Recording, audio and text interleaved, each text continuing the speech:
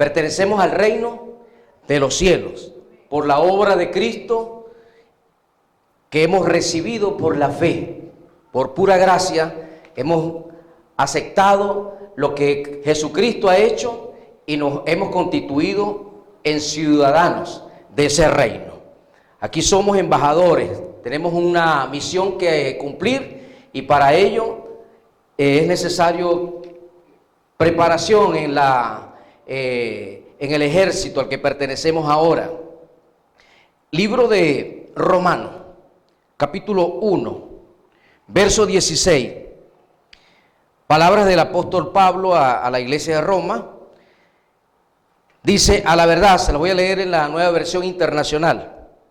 A la verdad, no me avergüenzo del evangelio, pues es poder de Dios para salvación de todos los que creen. Amén. A la verdad, no me avergüenzo del evangelio, pues es poder, es dinamita, dunamis, de Dios para salvación de todos los que creen. Es dunamis, es creer correctamente, creer correctamente. Hay una palabra también en el Salmo 116:10, que es la misma palabra que utiliza posteriormente el apóstol Pablo en 2 Corintios capítulo 4, verso 13. Dice: creí, somos del mismo espíritu, creí, por lo cual también hablé. Creí, por lo cual también hablé. Nuestras palabras hoy están enmarcadas por la fe que hemos adquirido por la revelación de la Escritura o de las verdades de Dios que han llegado a nuestra vida. Y cuando esas palabras llegan a nuestra mente, las guardamos y las preservamos, las protegemos en nuestro corazón, las valoramos, entonces vamos a hablar de esas palabras que producen vida, que producen libertad. La palabra de Dios es vida, la palabra de Dios es salud, la palabra de Dios es para una bendición completa. El libro de Efesios capítulo 1, verso 3, dice que nosotros hemos sido bendecidos con toda bendición espiritual en Cristo Jesús. Hemos sido bendecidos. Usted no es que Dios le dice: te bendeciré. Dios nos dice a través de esta carta que ya somos bendecidos en todas las cosas en Cristo Jesús. ¿Qué tenemos que hacer? Creer. Si usted lo cree, usted va a recibir todo el beneficio que contiene esta verdad. En nosotros, ¿quién mora? ¿Quién mora en ti? El Espíritu Santo. Y si tú tienes el Espíritu Santo, ¿crees que puedes tener carencia de alguna cosa? El Espíritu Santo, ¿tú crees que es todopoderoso o tiene limitación? Es todopoderoso. Entonces, ¿por qué existen tantas limitaciones en nosotros como personas? ¿Quién está limitando? ¿O quién se está limitando? ¿Él o lo estamos limitando nosotros? Nosotros, por creer erróneamente, por tener una concepción equivocada de las verdades o de la verdad de Dios, entonces perdemos beneficios, bendiciones que nos corresponden. El enfoque del evangelio, que es buenas noticias, el enfoque del evangelio es para justificación por la fe. El enfoque del evangelio es la justificación por la fe. Los primeros reformadores, conocidos como Martín Lutero, Spurgeon y muchos otros, esa era su tema central, la justificación por la fe. Porque la gente había adquirido por costumbre o por mala costumbre creer justificar su postura con obras delante de Dios. Creer que por portarse bien, por caminar en sus pensamientos derechitos, la bendición de Dios les iba a acompañar o estaban justificados delante del Padre Celestial. Las primeras dos categorías, fíjense bien, las primeras dos categorías que aparecen en el libro de Apocalipsis, capítulo 21, verso 8, acerca de personas que van a ser lanzadas al lago de fuego. Aparecen los que tienen miedo, aparecen los incrédulos, y después sigue la lista con los adúlteros. Es decir, que los que tienen miedo y los incrédulos están de primero, están en la primera fila. Sin embargo, nosotros vemos muchos ejemplos en la Biblia, con la revelación de Jesucristo, que deja todo lo que en el Antiguo Testamento era como sombra, lo pone completamente a la luz. Jesús viene a revelar una palabra y una verdad que va a transformar la vida del hombre, que va a cambiar y a transformar la vida de los seres humanos. Y es que la gente, primero, hay muchos que dicen, para ir a la iglesia tengo que corregir ciertas cosas. O una vez que creen, tengo que corregir ciertas cosas para bautizarme. Y para bautizarse, por ejemplo, una persona que ha creído en Cristo solamente necesita reafirmar que cree en Jesucristo como Señor y como Salvador, que su sangre lo limpió de todo pecado y que al tercer día se levantó de entre los muertos y que vive. Y ese es el requisito para bautizarse. Amén. Pero hay tantas costumbres y tanto legalismo en la iglesia que ha hecho que jóvenes se aparten de la iglesia, que mucha gente camine con culpa sobre sus hombros, no tienen una libertad para andar porque están con la mirada puesta en sí mismos en lugar de ponerlas en el que nos justifica, que es Jesús. La palabra nos dice en Hebreos capítulo 12, verso 2, puesto los ojos o fijando los ojos en Jesús, el autor o el iniciador de nuestra fe, el autor y consumador de nuestra fe, el perfeccionador de nuestra fe. ¿En quién tenemos que colocar nuestra mirada? En Jesús, en Jesús. No en nosotros, sino en el que nos justifica, en el que nos salva, en el que nos perfecciona. La fuente de nuestra fe es Jesús. Y cuando yo me enfoco en Él, entonces voy a caminar sin temor, voy a caminar en completa bendición. Y la fe se va perfeccionando dentro de mí porque estoy enfocado o conectado a la fuente. Amén. La fe tiende a disminuir cuando yo comienzo a mirar las situaciones. Cuando usted comienza a mirar primero las noticias de la nación o del mundo, hablan de la pandemia, hablan de crisis económica. ¿Qué pasa con la fe? Lo que le pasó a Pedro, se comienza a hundir. Pero cuando nosotros ponemos nuestra mirada en Jesús, el autor, el consumador de la fe, el que está a la derecha del Padre, donde no hay crisis, la bendición de Jesús comienza a fluir sobre la vida del que cree, del que no se está fijando en el error o en la circunstancia temporal o en la realidad que está a su alrededor, sino que se está enfocando y direccionando en la fuente de vida y de fe que es Jesucristo. Las cosas cambian, el milagro se hace presente, amén. La situación da un vuelco cuando mi mirada está puesta en el que obra salud, en el que obra salvación, en el que obra liberación. En una ocasión, cuando Jesús, horas de haber resucitado, los discípulos estaban todavía atemorizados porque ellos no creían que lo que les había dicho en muchas ocasiones iba a suceder. Ellos vieron morir a Jesús torturado, desfigurado.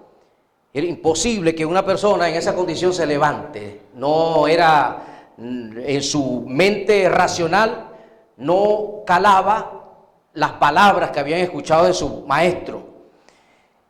Jesús resucita al tercer día y ellos están en el aposento alto. En el aposento alto están reunidos, pero no están reunidos esperando a Jesús. Están reunidos porque tienen miedo que los fariseos o que el ejército de Roma los tome a ellos y haga similar a como hicieron con Jesús. Tenían miedo. Y Apocalipsis dice que los que tienen miedo son los primeros candidatos para ser echados al lago de fuego, Apocalipsis 21:8. Los primeros candidatos es la persona que tiene miedo. Entonces, una persona que tiene miedo, alguien podría decir, oye, Dios no tiene comunión con esa gente porque están expuestos a ser echados de la presencia de Dios. Sin embargo, Jesús se aparece en medio de ellos. ¿Y qué les dice? Paz, paz a vosotros. Las palabras de Jesús disipan el miedo. Y no es que la condición humana, nosotros como seres humanos, en alguna índole o en algún nivel sentimos temor o miedo por algo. Tal vez usted no le tiene temor a alguna chiripa en la casa, por mencionar algo. Pero hay alguien que sube a la cama o sale corriendo cuando ve un animalito tan pequeño como este. Hay cosas que atemorizan a unos, pero a otros no. Hay cosas que causan miedo en unos y en otros no. Pero acá cada quien tiene un nivel de miedo a algo desfavorable que pueda sucederle. Casi todos tienen temor a una altura, caer de una altura. Si usted está en una plataforma de unos 6 o 10 metros y se coloca en la orilla y ve hacia el fondo, parece que un viento le recorre su interior. Y si alguien viene y lo empuja así, jugandito, porque todos queremos ir al cielo. ¿Quiénes quieren ir al cielo? ¿Quién se quiere morir? Todos queremos ir al cielo, pero nadie se quiere morir. Hay un temor natural a la muerte. Y nosotros tenemos a Cristo, tenemos la vida eterna, pero ¿quién se quiere morir aquí en esta mañana ahorita? Yo no, por los momentos. Es natural el miedo, un nivel de miedo natural. El amor de Dios nos llena de tal manera que no somos presa o no caminamos atemorizados en el camino que nos toca recorrer, sino que el perfecto amor echa fuera el temor. El perfecto amor va echando fuera todo lo que, o minimizando, erradicando todo lo que estorba para que la paz de Dios persevere, se mantenga. Los recaudadores de impuestos tenían una fama similar a los militares de las alcabalas aquí en Venezuela. Y cuando Pedro mira que Mateo viene a formar parte del equipo y que tenía que pagarle los impuestos a él, creo que no fue feliz. Sin embargo, Cristo los tiene dentro del mismo equipo, dentro de su mismo grupo de líderes para formarlos. Él no estaba seleccionando un grupo con particulares características similares. Los seleccionó, unos eran guerrilleros, celotes, otros eran cobradores de impuestos, pescadores, doctores, Lucas, y así muchos otros, de distinta formación intelectual y condición social, pero los unificó. Una de las cosas que decía la canción de los muchachos, es una cosa es la unidad y otra cosa es la uniformidad. Mucha gente dice, en el Evangelio hay división, porque existe la Emmanuel, existe la luz del mundo, existe los que son un poquito más espontáneos o alborotaditos, que los llaman los pentecostales, hay los más calladitos, y esa no es una división, hay una diferencia entre unidad y saber asimilar las diferencias de otros, pero trabajando en un mismo equipo. Nosotros estamos unidos por una cabeza que es Cristo, amén. Nuestra cabeza es Cristo, Él es nuestro cerebro, Él es nuestro mentor, es Cristo, y todos formamos parte de ese cuerpo, todos formamos parte de Él. No es tarea de nosotros señalar ni juzgar las costumbres de otros. Conocemos a Cristo, nuestra mirada puesta en Él, y nuestra fe se va a ir perfeccionando, amén. Romanos capítulo 16, en el verso 25, Romanos 16, 25, y 26. El Dios eterno ocultó su misterio durante largos siglos. ¿Qué misterio ocultó Dios? El misterio de la justificación por la fe. El misterio de la gracia, de la salvación por gracia, no por obras humanas. Estuvo oculto por largos siglos, pero ahora ha sido revelado por medio de los escritos proféticos, según su propio mandato, para que todas las naciones obedezcan a la fe. Para que todas las naciones obedezcan a la fe. ¿A qué fe? ¿Obedezcan a qué? Dice la palabra también que por el pecado de uno, por el pecado de un hombre, entró la muerte a toda la raza humana. Y por la justicia de uno, por la obediencia de uno, vino la justificación. ¿Por la obediencia de quién? ¿De nosotros o de Jesús? Vino la justificación. Por la obediencia de Cristo, no por la obediencia mía, por la obediencia de Jesús, vino la justificación. Nosotros somos justificados no por nuestra obediencia, sino porque Jesús obedeció. Y yo, basándome en la obediencia de Él, me apropio de esa verdad y comienzo a disfrutar de los beneficios de esta. En el Antiguo Testamento, usted lee el libro, no lo vaya a buscar, las bendiciones y las maldiciones que están en Deuteronomio 28, y dice: si ustedes escuchan atentamente la palabra y la obedecen, todas estas bendiciones te vendrán. Y menciona 14 versículos allí. Y después menciona las maldiciones si las desobedecen. Es decir, que la bendición estaba ligada a la obediencia. La bendición estaba ligada a la obediencia. En el Nuevo Testamento, la obediencia es resultado. La obediencia es resultado de la bendición. Dios primero bendice y después, como fruto, obedecemos. ¿Están conmigo o no? La mujer samaritana, una mujer que tenía un desorden emocional, se aparece, Jesús camina un largo trecho, llega hasta el pozo de Jacob en Samaria, y dice que venían en la mañana a buscar agua. Era costumbre que la mujer era que buscaba el agua, no como ahora que veo que los hombres en la autopista son los que cruzan para arriba y para abajo. También hay algunas mujeres, pero por ejemplo en nuestros sectores vemos el carreteo de tanques y de pipas y de otros asuntos, mayoritariamente hombres. Las mujeres muchas veces en esos carritos que se han inventado, es la que van en el volantico. Y el hombre va empujando allí el carro. Era la mujer la que iba a buscar agua al pozo. Y se encuentra con Jesús. Jesús intencionalmente caminó un largo trecho para encontrarse con esta mujer. Estando allí, él le pide agua a ella. Ella lo reconoció, era judío, ella era samaritana, tenían diferencias raciales. Y le dice: tú siendo judío me pides agua, que soy samaritana, somos enemigos, no tenemos relaciones, es muy extraño. Y él le contesta: si tú supieras quién es el que te está pidiendo agua, tú le pedirías agua a él. Y el agua que yo te daría sería aquella que quitará la sed que hay en tu espíritu realmente. No la sed natural, sino la sed de lo que causaba la distorsión emocional en ella.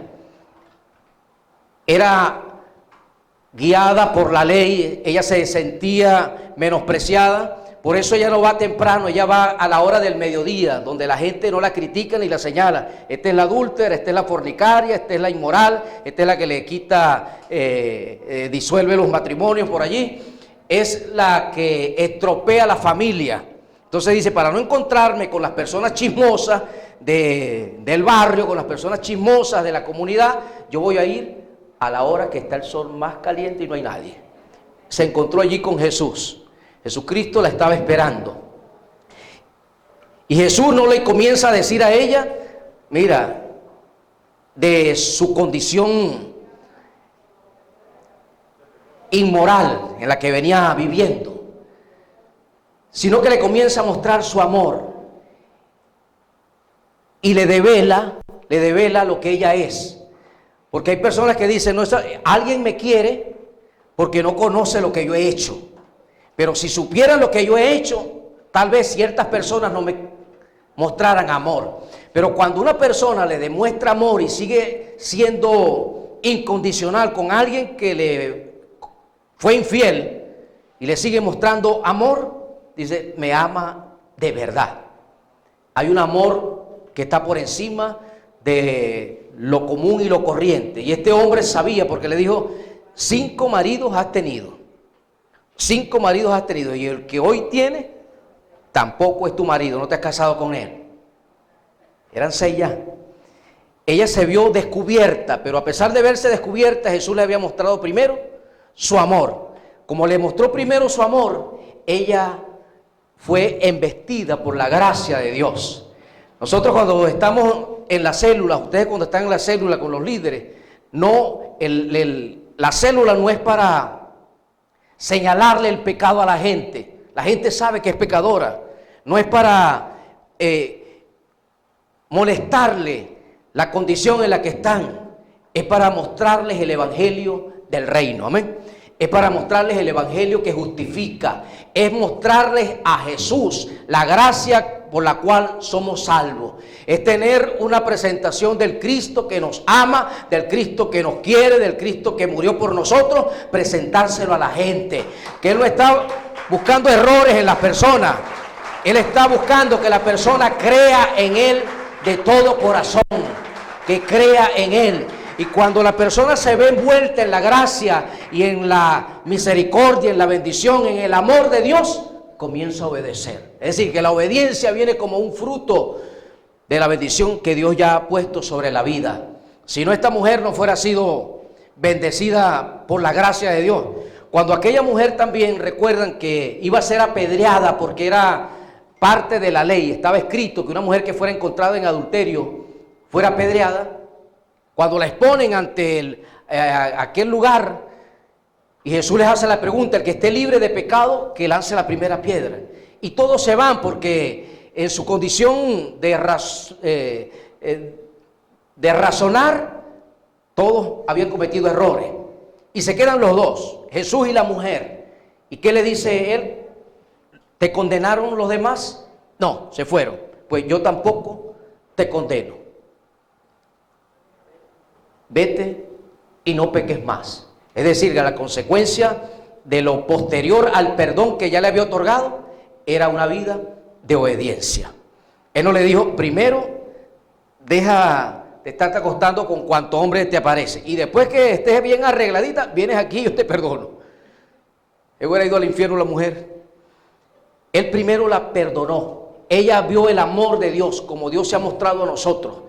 Dios se ha mostrado primero con su amor. Y Dios, en la condición que tiene cada uno de los que están aquí, Dios te ama. Dios te ama mucho. Amén. Dios te ama mucho. Tu nombre, antes de llegar al vientre de tu madre, ya estaba escrito en el libro de la vida. Amén. Lo reafirmamos cuando nos convertimos y aceptamos a Cristo ya adultos. Pero nuestro nombre está escrito en el libro de la vida. Toda persona que nace está en el libro de la vida. Toda persona que nace. ¿Cuándo se le quita esa oportunidad a la gente? Si se muere y no confesó a Cristo. Dice el libro de Apocalipsis, será borrado. Pero mientras tanto la persona tiene la oportunidad de recibir a Cristo como Señor y Salvador. Pero hay una guerra en la mente de las personas que es donde se libra la principal batalla.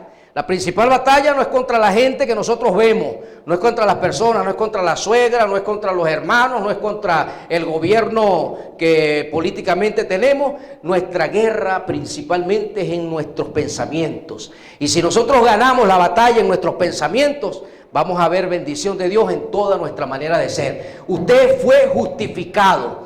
Nosotros, en lugar de ver nuestra condición de pecado y de falla, porque ¿quién no falla? Dígame usted, levante la mano quien no ha fallado esta semana.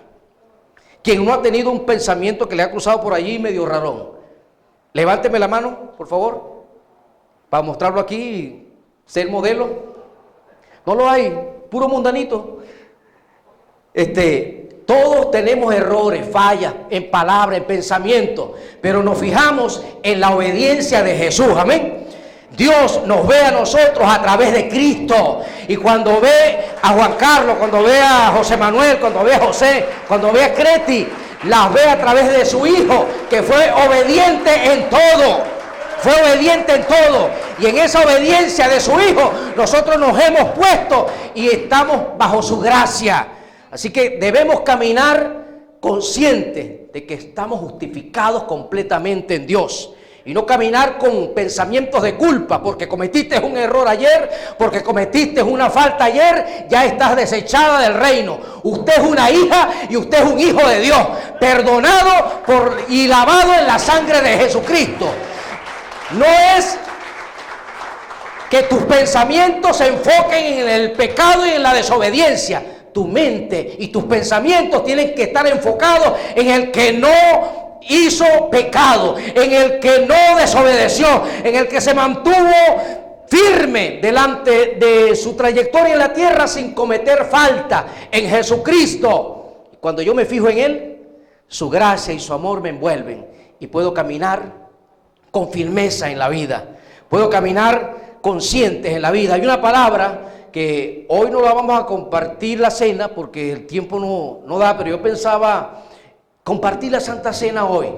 Y hay una palabra allí en el libro de 1 Corintios capítulo 11 que dice: el que tome indignamente esta cena. Hay personas porque cometieron algún error, alguna falla, y dicen: no, yo estoy mal, yo no soy digno. Pero ¿quién es digno? ¿Quién está libre de todo pensamiento equivocado? Que nunca durante la semana ni una pizquita de un pensamiento raro le pasó. Todos somos indignos. Dios nos hace dignos por su gracia y su misericordia. La tomamos indignamente cuando no miramos el cuerpo de Cristo, que fue partido por nuestra salud. Cuando yo tomo eso muy simple, no de forma o manera revelada, la estoy tomando indignamente, porque a Cristo le costó mucho el sacrificio para que yo lo tome en poco. Le costó mucho, nosotros lo recordamos de una manera digna cuando sabemos que los 39 azotes que flagelaron su espalda fueron para la salud de nuestras vidas. Yo tengo que saber que aunque si te han diagnosticado algo en alguna parte de tu cuerpo, Jesús murió y derramó su sangre para que tú estés sano, para que tu hija esté sana, para que tu familia esté sana, para que tu cuerpo se sostenga en la verdad de lo que Él hizo. Somos sanos en Cristo. Jesús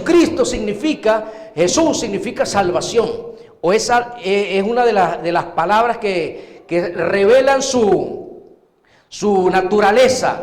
Jesús es salvación, es shalom, es el shalom del cielo que bajó a la tierra. Y la palabra shalom, como el nombre de esta iglesia, es salvación, es sanidad, es liberación, es prosperidad, es vida completa, integral, abundante. Amén, vida buena, abundante. El shalom de Dios bajó en la persona de Jesucristo, ahora mora en nuestros corazones. Y nosotros lo vemos a Él. Dios dice: está a la derecha del Padre. Está a la derecha del Padre. Cuando nosotros fijamos nuestra mirada ya por medio de la oración, cuando usted se introduce en oración, usted sabe que a la derecha del Padre está el perfecto Jesús con un cuerpo de gloria, y sobre su cobertura estamos nosotros, sus hijos.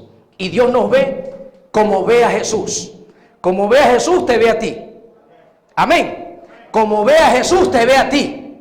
No, pero es que yo me resbalé ayer. Como ve a Jesús, te ve a ti. No es que esté haciendo apología de hacer las cosas malas, porque eso lo tenía la gente. Si a alguien le está pasando ese pensamiento por allí, porque alguien podría decir, como le decían a Pablo, cuando Pablo dijo: este hombre está predicando porque lo señalaban. ¿Por qué señalaban a Pablo? Dice, y él se para firme y dice: no me avergüenzo del evangelio, Se para firme y dice, yo no me avergüenzo del evangelio porque es dunami, es poder de Dios.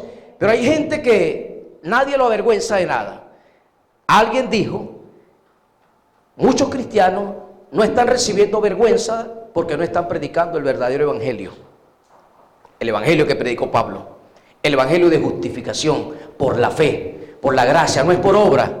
Hay gente que dice, por ejemplo, oye, yo no le he dicho malas palabras a mi mamá. No le he faltado el respeto a la mujer. Me he portado bien, le he limpiado la casa, le he hecho la comida. Oye, estoy bien. Estoy orando, estoy leyendo la Biblia, me estoy leyendo un proverbio todos los días. Señor, ¿por qué no me bendice? Yo me estoy portando bien. La gente se está viendo ¿quién? ¿Se está viendo él o está viendo a Jesús? ¿Dónde tiene la mirada? Por eso es que pides mal, estás pidiendo mal porque el enfoque está en ti. Porque la persona se está justificando por lo que hace. Estoy llorando, estoy ayunando, estoy leyendo la Biblia, no estoy faltándole el respeto a la gente. Señor, respóndeme. Equivocado. Cuando yo fijo mi mirada, Señor, tú eres mi justicia. Tu sangre se derramó por mis pecados. Soy indigno delante de ti, pero tú me has hecho digno por tu obra en la cruz. Me fijo en ti. Gracias por el amor. Hoy es un día que tú has hecho para que yo me goce, para que yo me emocione, para que yo esté feliz. Me fijo en Jesús. Cuando yo me fijo en Jesús, me desenfoco de mi ego, de mi persona, y comienza a fluir la bendición de Dios, la salud de Dios, el shalom de Dios en nuestras vidas. A Pablo lo censuraban porque decía, este es el que predica gracia por desobediencia, como diciendo, hagamos males para que vengan bienes, porque le reafirmaban o se enfocaban ellos en un dicho que dice, cuando el pecado abundó, sobreabundó la gracia. Entonces vamos a pecar más para que venga más gracia. Equivocado. Pablo dijo correctamente, cuando el pecado abunda, la gracia sobreabunda. Amén. Cuando una persona ha venido ligada a un vicio y enfoca su vida en Jesús, su vida cambia dramáticamente. Amén. Cuando una persona enfoca su mirada en Jesús, su vida es transformada. Hay un cambio, hay un giro de 180 grados. Cuando enfocamos nuestra mirada en Cristo Jesús. Yo me tengo que enfocar es en el sanador. No tanto en la sanidad, sino en el sanador. No en la provisión, sino en el que provee. Amén. Es en el que provee. Es en el sanador.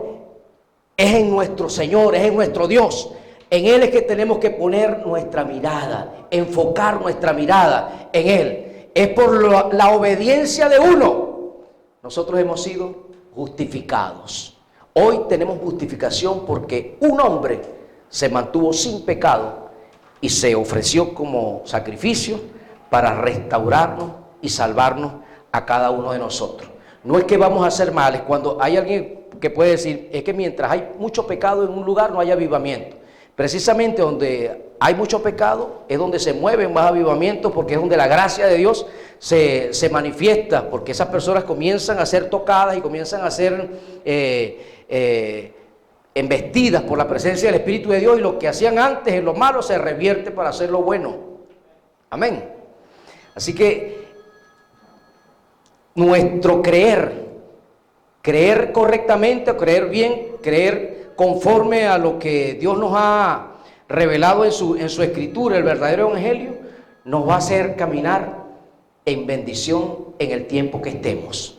Amén. La palabra que está en Efesios capítulo 1 verso 3, que dice que nosotros hemos sido bendecidos en Cristo Jesús en todas las cosas, tenemos la bendición completa en Cristo, tenemos que recibirla, tenemos que creerla. Si usted la cree, usted la habla. Amén. Si usted la cree, usted la habla. Pero usted puede decirme, no, pero es que yo estoy desempleado y qué bendición si estoy con la cuenta en cero. Si usted cree, usted va a hablar lo que usted cree que le pertenece. Amén. Y a nosotros nos pertenece la salvación, la salud, la prosperidad, la paz, el gozo. Todos los frutos del Espíritu son nuestros. Usted lo tiene todo. Usted lo tiene todo, porque tenemos a Jesús. El que le falta todo es el que no tiene a Cristo en su corazón, puesto sobre sus pies. Vamos a estar orando para que durante esta semana usted medite en la palabra y enfoque su mirada en Jesucristo. Desenfóquese de las situaciones que le roban la paz. Problemas en la familia, problemas en el matrimonio, problemas con la finanza. Enfóquese más en Jesucristo. Ponga su mirada en Él y la fe de Jesús va a llenar tu corazón y va a poner las palabras correctas en tu boca para ver los milagros que tú estás anhelando ver.